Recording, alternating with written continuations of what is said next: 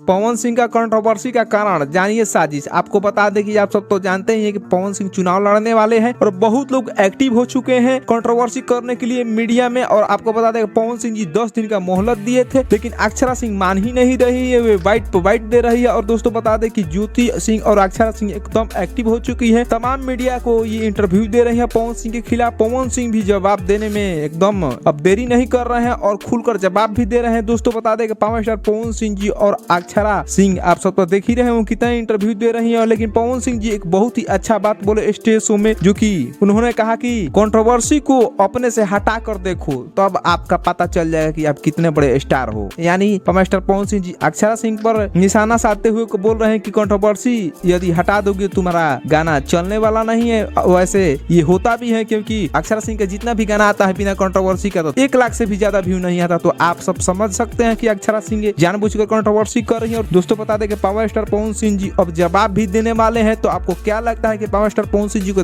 जवाब देना चाहिए या नहीं? आप कमेंट बॉक्स में प्रतिक्रिया दीजिए। मिलते हैं नेक्स्ट वीडियो में, धन्यवाद।